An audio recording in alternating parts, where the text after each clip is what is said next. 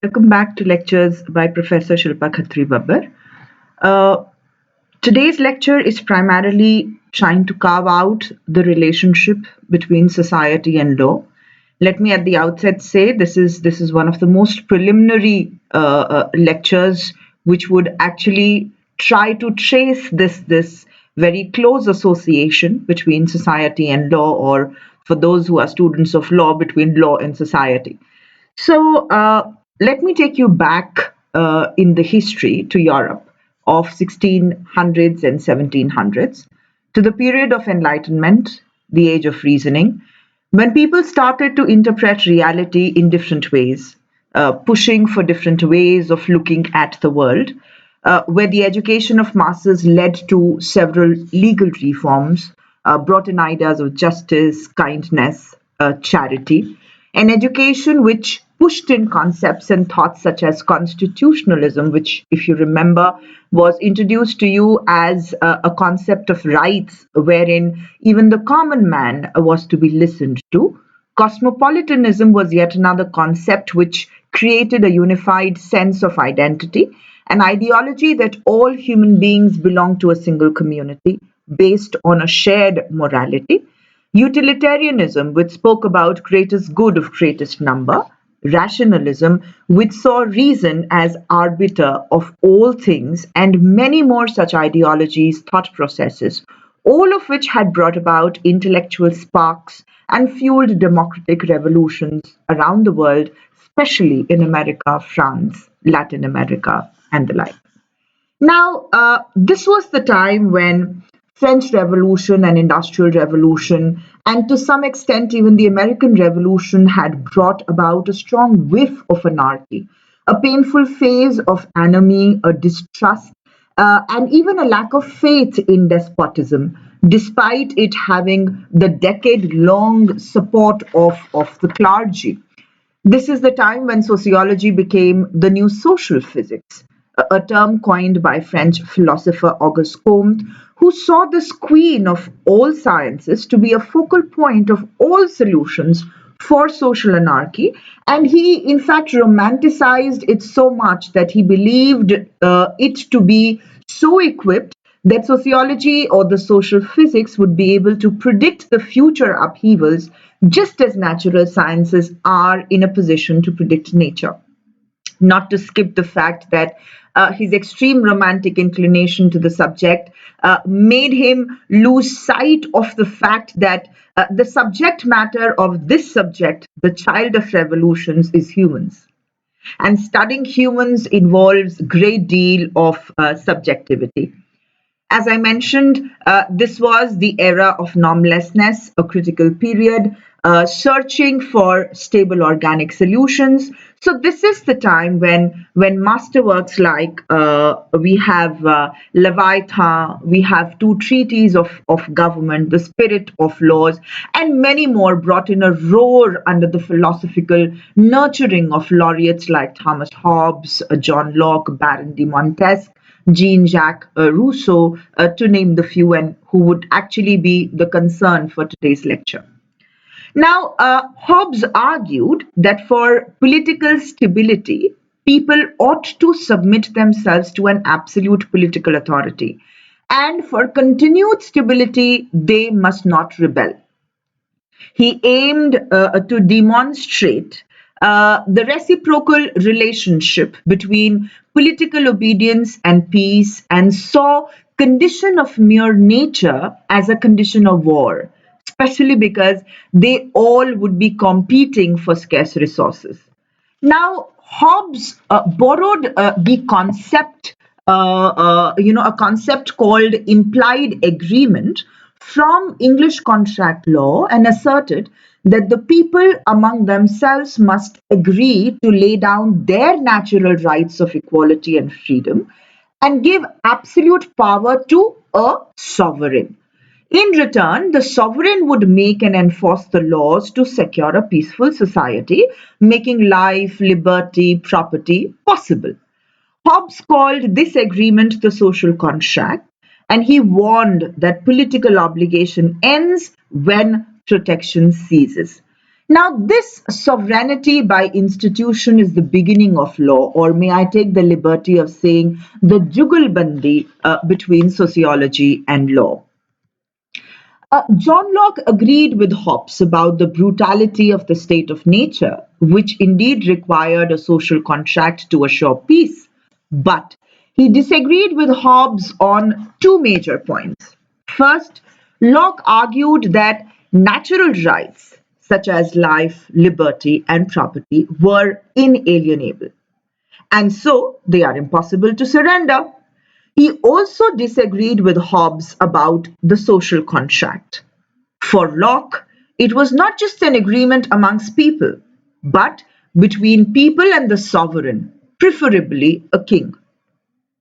Further, the king did not hold absolute power because, remember, the natural rights of individuals limited the power. The king acted only to enforce and protect the natural rights of the people. If a sovereign violated these rights, the social contract was broken and the people had the right to revolt and establish a new government. Less than 100 years after John Locke wrote his two treatises of government, Thomas Jefferson used his theory in writing the Declaration of Independence. Now, Locke favored a representative form of government, such as that of the English Parliament, which had a hereditary House of Lords and an elected House of Commons, but he wanted representatives to be only men of property and business. Altogether, a different debate is going to open up if I speak about this a little more. The supreme authority of government, Locke said, should reside in the lawmaking legislature, like England's parliament. The executive, that's the prime minister, and the courts would be creations of legislature and under its authority. Now, unlike Hobbes and Locke, Montesquieu believed that in the state of nature, individuals were so fearful that they avoided violence and war. It was only the need for food which caused these timid humans to associate with others and seek to live in a society. As soon as man enters, and I'm quote unquote speaking from his work, as soon as man enters into a state of society, Montesquieu wrote, he loses the sense of weakness, equality ceases, and then commences the state of war. The state of war amongst the individuals and nations led to human laws and government. The main purpose of government, then, it comes from it, is to maintain law and order, political liberty, and the property of the individuals.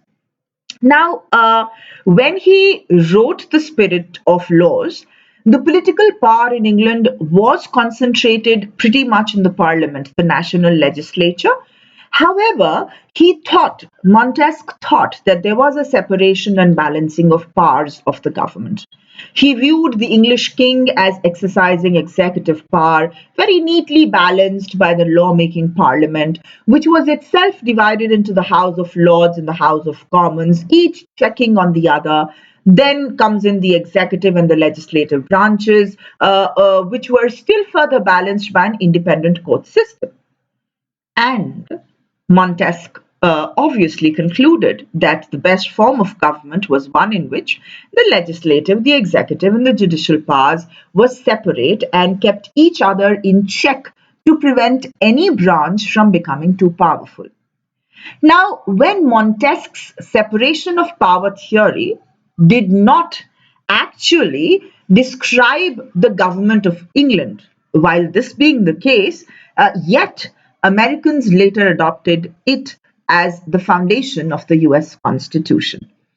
Montesquieu basically opined that laws should be adapted, and I would like to read again a quote from his work.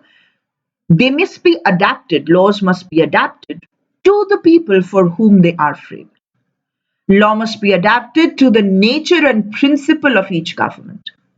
Law must be adapted to the climate of each country. Law must be adapted to the quality of its soil. Law must be adapted to situation and extent, to the principal occupation of the natives, to the religion of the inhabitants, to their inclinations, their riches, numbers, commerce, manners, and customs. So, this particular portion from the work of Montesquieu very beautifully exhibits the intricate relationship which was recognized by the Enlightenment philosophers in general, Montesquieu in particular, between law and society. With this, we move on to the next social thinker, and this is right in front of your screen, what I just shared with you, that how beautifully legal and social systems should actually fall in sync. And at the cost of repetition, I would like to read it for all of you, that laws should be adapted to the people for whom they are framed, to the nature and principle of each government, to climate of each country, to quality of its soil. And as I continued with it, to its situation and extent, to principal occupation of natives, to religion of the inhabitants, inclinations, riches, numbers, commerce, manners, and customs. And now, of course, he has been a vehement, kind of a believer in liberty, but however, he very clearly defines that liberty does not mean an unlimited freedom. Liberty means that my freedom ends when that of the other begins. And with these thought processes, we move on to the next thinker, which is Rousseau, who saw man as naturally good. So, in the state of nature, he saw man to be good and believed that he was corrupted only by society. So, something like what Montesquieu has been talking about. It was when people began to claim ownership of property that inequality, murder, and war took place.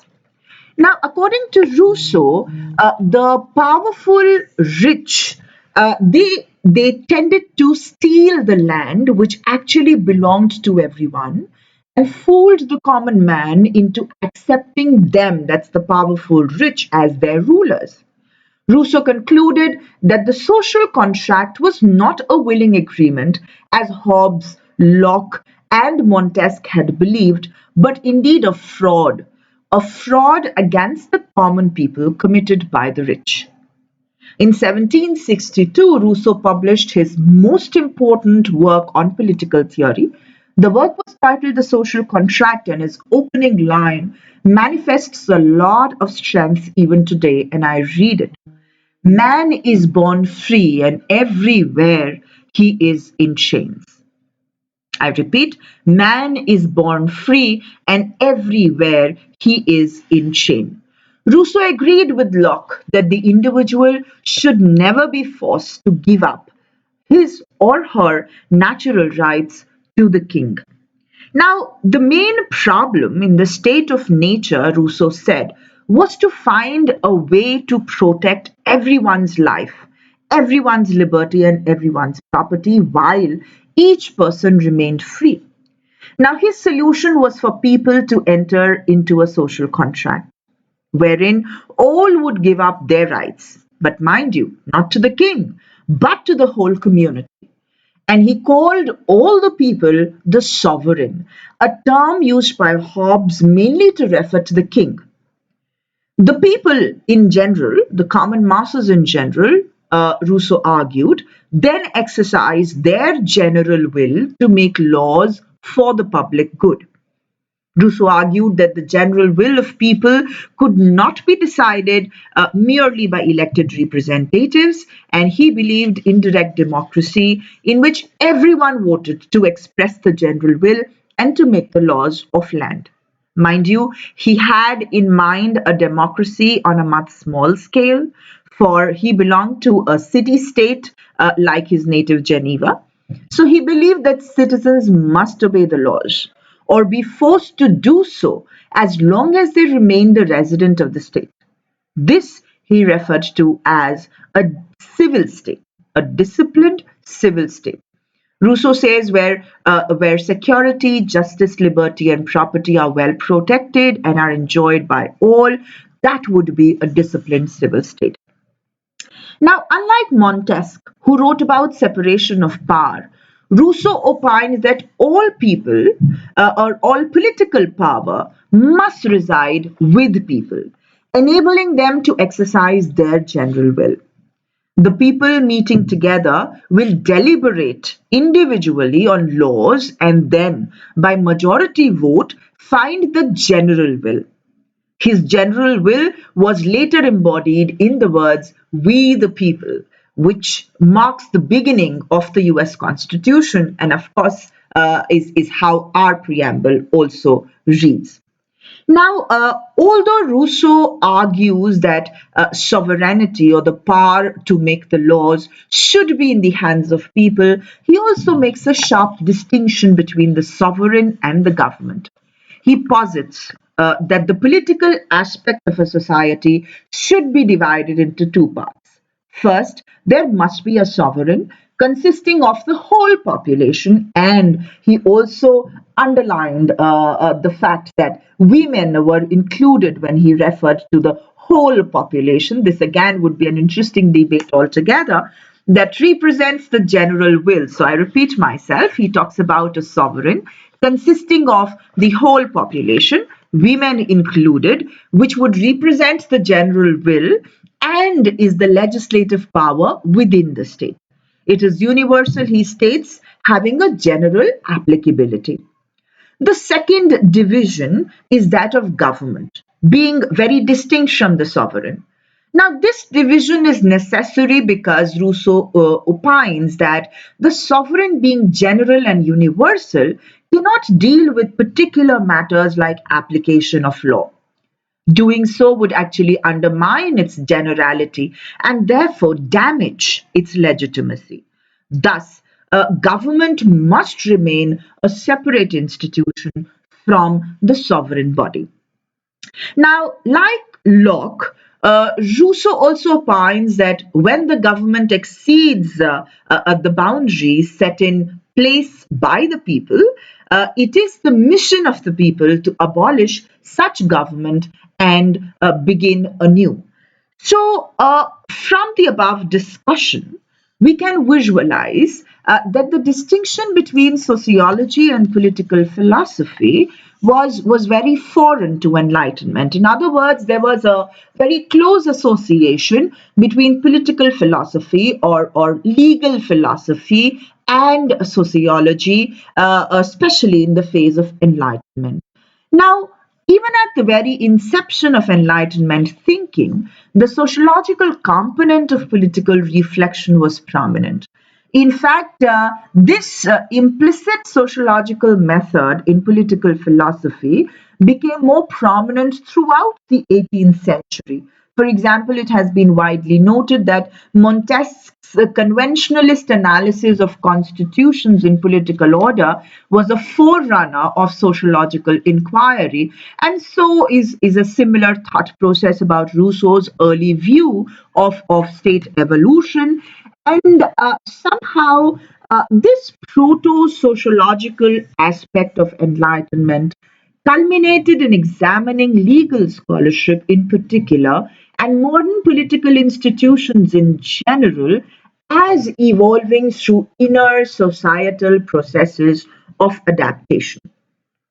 Now, since late 1970s, this noteworthy awakening of interest in socio-legal literature led to the growth of a field conceptualized as sociological jurisprudence. This field treats law not as an inflexible phenomena to be expounded only by accomplished technicians, but rather as a flexible social institution to be treated like all other social institutions with regard to the utility of the end which it serves and the nature of the function which it seeks to fulfill. Law thus comes to be dealt with as something which is relative, as something which is flexible, rather than fixed and absolute. Now, as the law has its roots in the needs and the interests of the human society, it becomes the duty of the lawyer and the legislator to serve those needs and protect those interests to the best of his ability. A very important philosopher called Lon Fuller warned that by speaking of law in society, we may forget that law is indeed a part of the society. And two popular schools of thought suggesting the association between law and society: natural law tradition, which is apparently on the screen towards my left, and sociological perspective towards my right. The former, that's the natural law tradition, which bears the thoughts of Aristotle, Kant, and the like, denies human agency and seeks guidance and instruction in morality, which was mentioned in the first principles. The sociological perspective, on the other hand, describes law instrumentally and believes that the arguments put across by the natural law perspective are a form of idealism. They perceive law as a social institution and see humans as authors of social arrangement. However, it's very important to note that once constructed, such social institutions in general and law in particular start acting upon its authors. Max Weber attributes this subsequent externality to its extreme formalization or institutionalization, deriving itself from rationality. He understood the body of coherent and calculable law in terms of rational legal authority, which indeed is not attributable to people but only to abstract norms. Now, in the systematic nature and comprehensive scope of its contribution, if there can be any equal to Weber's analysis, it is that of Kemal Durkheim. In his work titled The Division of Labor in Society, Durkheim argues that as society becomes more complex, the body of civil law, concerned primarily with restitution and compensation, it starts growing at the expense of criminal law and penal sanctions. In other words, law undergoes a transformation from repressive law to restitutive law. For Durkheim, law is an indicator of the mode of integration of a society, which can be mechanical amongst identical parts or organic among differentiated parts, such as in the industrialized societies. Now, Durkheim also argued that a sociology of law should be developed alongside and in close connection with what he refers to as sociology of morals, which would study the development of value systems reflected in law. For Durkheim, these moral ideas are neither innate in the individual nor to be deduced from the abstract first principles. Mark Galanter, who is one of the significant names, in fact, has written a work titled Law and Society, and he very beautifully defines law as rules and regulations related to social institutions and applied on them. He viewed law not just as a discipline of inquiry, but as a set of practices, as a set of roles, as a set of ideas, and as being reflected in a general culture. In fact, legal learning, he writes in his work, could be either internal and external. Internal legal learning predominates primarily amongst the professional groups like the lawyers, while external legal learning is predominant amongst academicians. And it is this external learning which seeks explanations rather than justifications and emphasizes on social process rather than only seeking rules. While seeking and practicing this external learning, Galanter talks about the gap between law on the books and law in action, which is very similar to Eugene Ehelritz's classification of positive laws and living laws, where positive laws are compulsive norms requiring official enforcement, while living laws emerge spontaneously through interactions. Similarly, Hans Kelsen also argued by putting across the distinction between the sane, which is, and solon, which ought to be. Leon Petraszewski distinguished between official law and intuitive law, stating that official laws are supported by the state, while the intuitive laws consist of legal experiments. Now, law on the books refers primarily to a formal legal system and to assumptions about how that system ought to operate, while law in action primarily refers to how law actually operates down in the society, taking into account power, discretion, social roles, deviance, and other social realities. Now, Galenta opines that law can only be understood as embedded in its social context, where it is both the product and the source of social legal practices. He sees law as a symbolic system which rarely works as anticipated by lawmakers. Now, even though laws are circulated by the state and intended to penetrate downwards through society, law in many ways is driven by litigants, by clients, and by other intended subjects of regulation. As a result of which, much legislation, he argues, tends to be purely symbolic in nature. In fact, in his work, he cites the example of the 42nd Amendment and the forest legislation and policy and many more such socio-economic legislations. And he says that their enactment has failed to achieve the planning purposes they were supposed to achieve. This is primarily because he states that citizens are not just passive subjects of law, but they are actually active interpreters of legal ideas and symbols, and at least sometimes even strategic actors who mobilize the law selectively to pursue their own visions of advantage and justice. As a symbolic system, law also has important effects on legal consciousness. For legal constructs, they tend to acquire meaning through everyday social interactions, through everyday contexts, to everyday contests, also, says Galenta.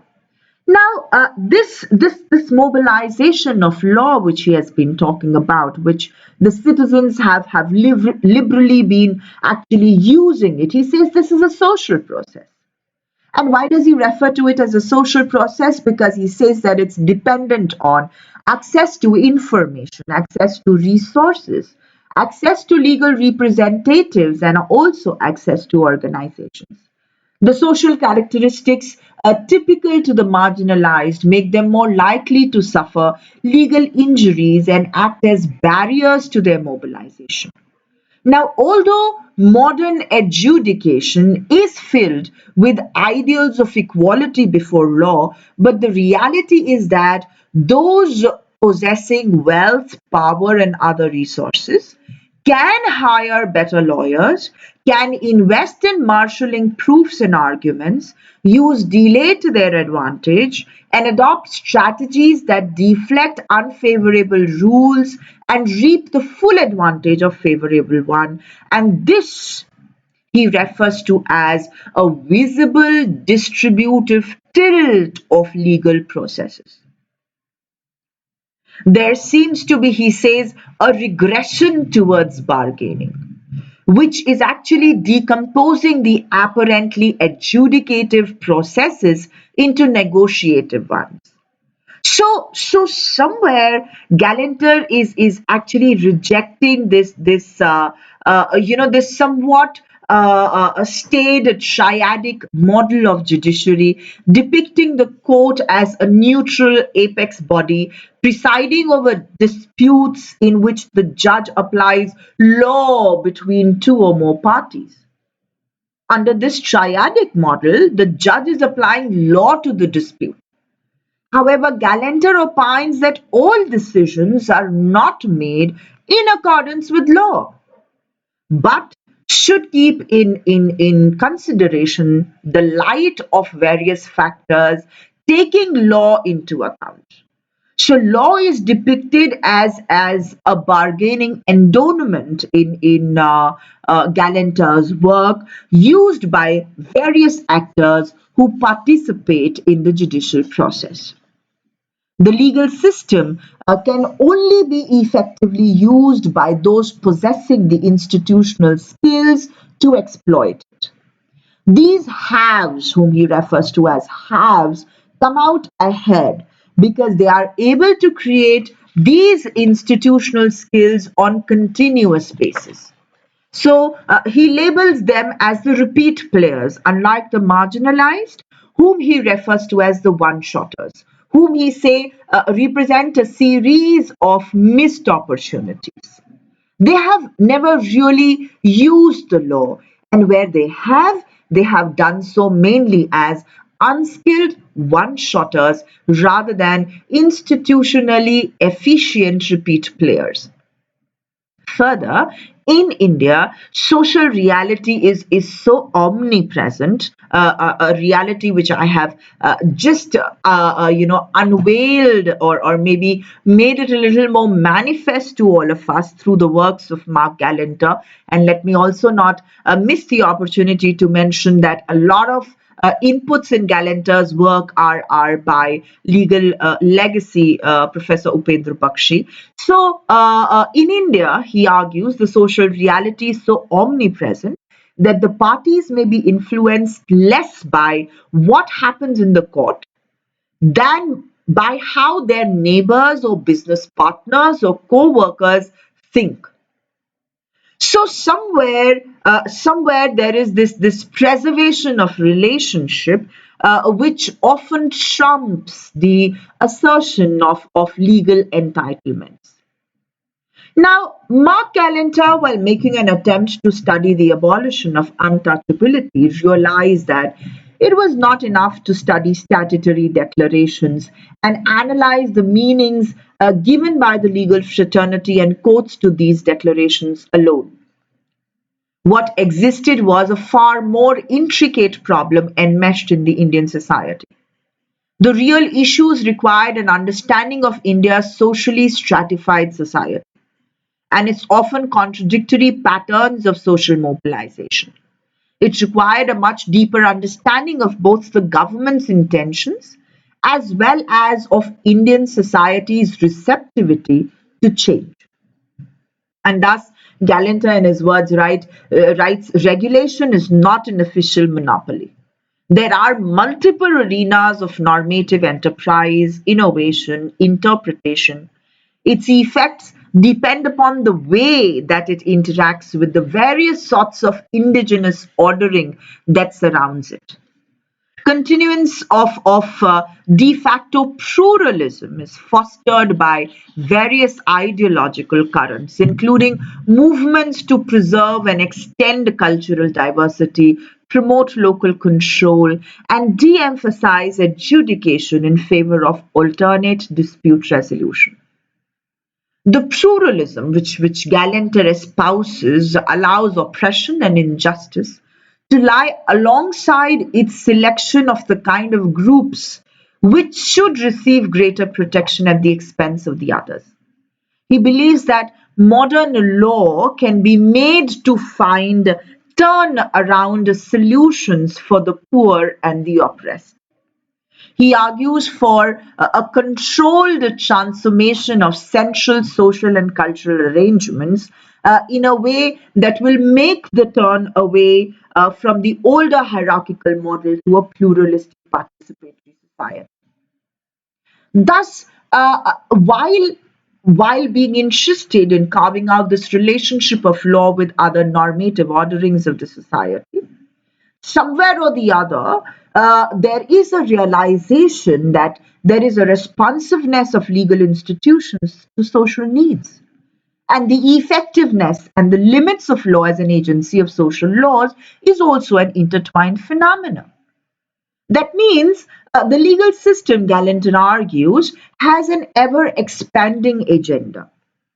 As more things are capable of being controlled by human institutions, the line between what is seen as unavoidable misfortune and what is seen as imposed injustice, it is shifting. So something like medicine, law is also constantly enlarging both the supply of answers and the supply of unanswered questions. The realm of injustice has as if enlarged and as continues to enlarge. For instance, the natural calamities are indeed misfortunes, but bungled relief efforts, well, they are seen or should be seen as injustices. Now, Galanter identifies a major flaw in the Indian legal scholarship of the 20th century and referred it as a black letter law tradition. This tradition seeks to interpret law as a distinct, relatively autonomous reality. Now, within this tradition, law is separated from morality. It is understood and interpreted as some esoteric rules known only to those who are initiated, something like internal legal learning. Well, this tradition reconstructed the Indian society through copy and paste jurisprudence on the basis of the notion of the rule of law. Pressing itself as a fair arrangement, it provided full power to the state to contain transgressions of the letter and spirit of the rule of law. This led legal literature in India concentrate on producing what Bakshi and Galenta refer to as practitioner's book, which did find cases for lawyers but did not develop a jurisprudence, leading to a virtual collapse of Indian legal scholarship both within and about Indian law. The constitution under the independent India generated a new literature with ideas and idioms imported from various jurisdictions. And this scissor and paste jurisprudence loaded the lawyers and judges with an enormity of interpretative tasks, which was also being manipulated by the more advantaged section. And here I bring to you a kind of a write up from Galenter's work, which says that the concern is not with judiciary as an institution, which has this problem resolving skill. The concern is not about treating judges as conceptive ideologies. The concern is to understand the complex understandings. The concern is to highlight that these are very, very ambitious normative constructions in an extremely complex society like India.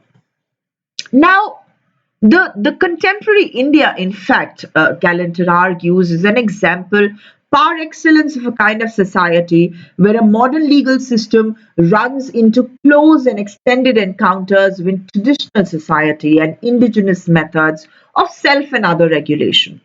And that is where the complexity lies. And Galanter's belief in a voluntaristic, pluralistic society in which all kinds of group life can coexist alongside each other is surely less of an ideal than elimination of them. So Galanter is not just concerned with judiciary as an institution. He is wanting to unveil the extremely complex society ridden by this multiple layered pluralism which is existing. Thus, if we need to understand law, we need to understand law much beyond a law library. It is much more than the contents of the law library. It includes all patterns of socially expected and approved rule enforcement. So what is available in law library is a lawyer's library. But we must look beyond this. We must look beyond the records of legislatures and high courts and look into the workings of the lawyers and the police, into the proceedings of the local courts, into the operations of informal tribunals, and to the popular notions of legality. Well, to sum up, the features which he finds are characteristic of the Indian legal scholarships are number one, legal material are normative rather than descriptive.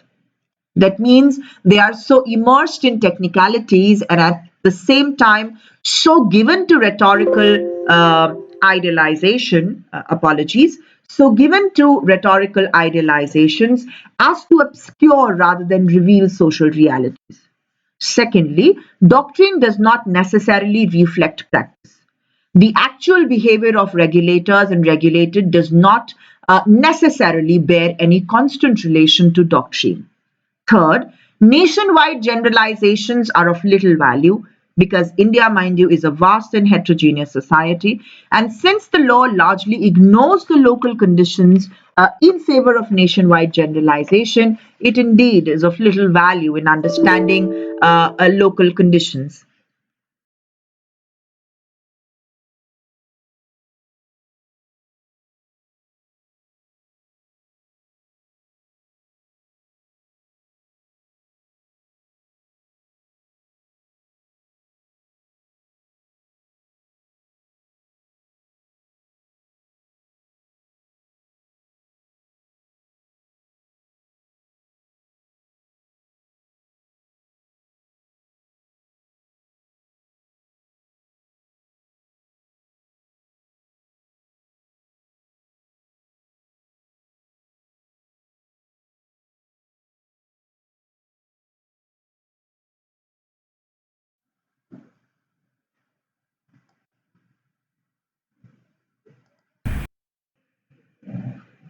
So, well, the system tires, but we don't. So, since the battery of the system had conked off, we continue with this particular slide even at the cost of repetition so that there is no break in the thought processes.